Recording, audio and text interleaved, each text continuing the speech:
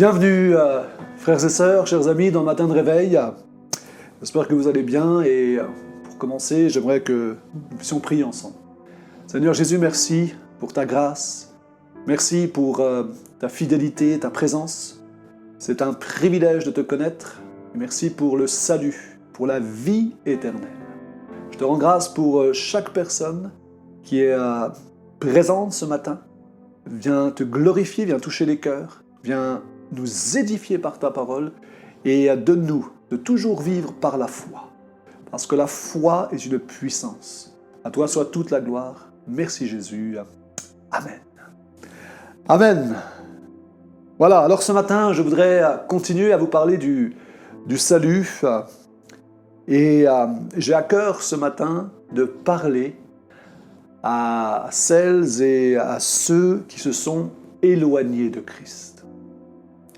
Celles et ceux qui sont retournés en arrière et qui sont retournés dans le péché.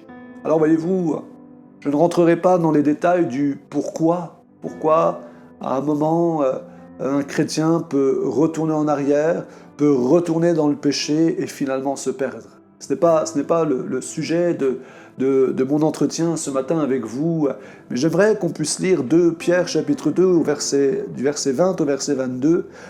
Et voici ce qui nous est dit là. En effet, si après s'être retirés des souillures du monde par la connaissance du Seigneur et Sauveur Jésus-Christ, ils s'y engagent de nouveau et sont vaincus, leur dernière condition est pire que la première. On note que c'est pire quand on retourne en arrière. Verset 21, « Car mieux valait pour eux ne pas avoir connu la voie de la justice que de se détourner après l'avoir connu du saint commandement qui leur avait été donné. Il aurait arrivé, là c'est un constat, ce que dit un proverbe vrai, le chien est retourné à ce qu'il avait vomi et la truie lavée s'est vautrée dans le bourbier. » Voilà un texte qui nous parle que oui, des chrétiens qui ont connu la vérité, la lumière, sont retournés en arrière et sont retournés comme la truie dans le bourbier. Alors, on entend parfois des jugements sur celles et ceux qui sont tombés, qui sont retournés en arrière. Et ces gens qui profèrent ces jugements, ces juges font preuve d'orgueil en croyant qu'eux-mêmes ne vont finalement jamais tomber. Alors voyez-vous, je leur souhaite sincèrement de ne jamais tomber. Cependant, même s'ils ont cette assurance, j'aimerais dire ce que la parole dit, l'orgueil précède la chute. Voyez-vous, il faut rester humble. Humble quant à notre vie chrétienne, humble quant au péché, ne jugeons pas, ne condamnons pas ceux qui sont tombés.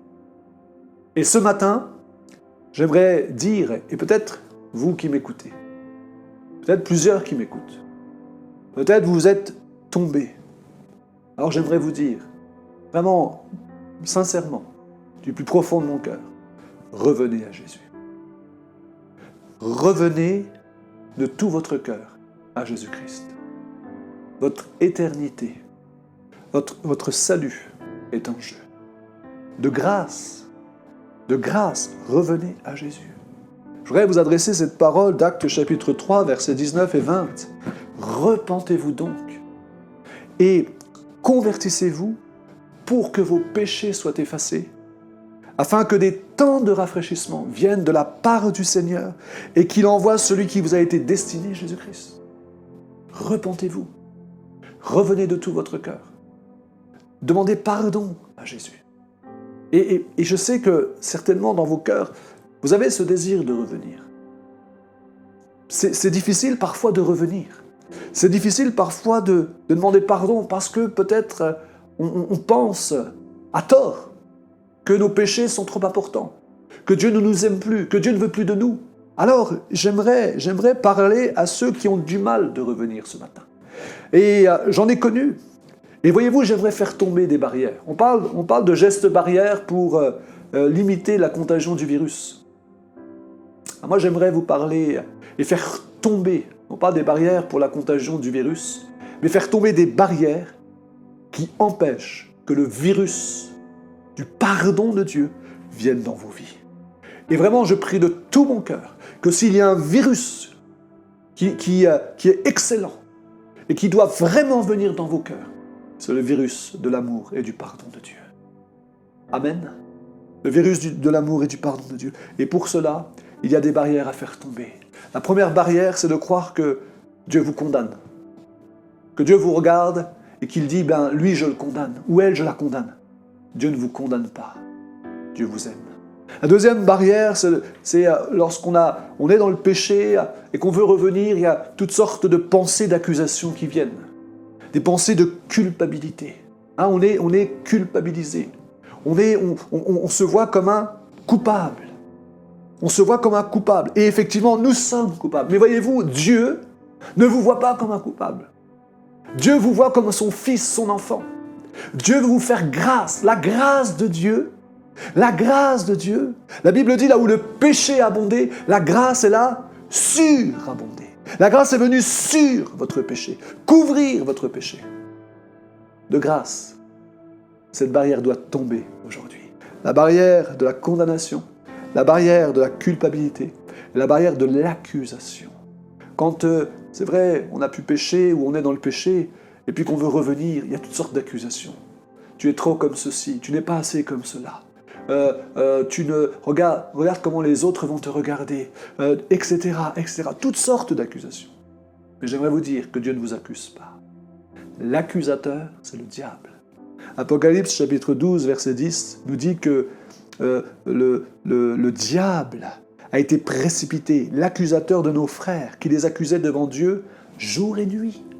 Devant Dieu jour et nuit. Il est là devant Dieu jour et nuit à accuser les chrétiens. Il accuse ceux qui ne pêchent pas et il accuse ceux qui pêchent. Mais j'aimerais vous dire que Dieu n'accuse pas ceux qui ont péché et n'accuse pas non plus ceux qui ne pêchent pas. Mais le diable accuse. C'est une de ses armes favorites. Et il garde des gens sous un joug en disant « tu ne peux pas revenir à Dieu ». J'aimerais vous dire, sincèrement, Dieu vous aime. Là où vous êtes, je vous invite à vous mettre à genoux et à fermer vos yeux et simplement dire Dieu m'aime. Dieu m'aime. Et vraiment, demandez pardon à Jésus pour vos péchés, vos iniquités.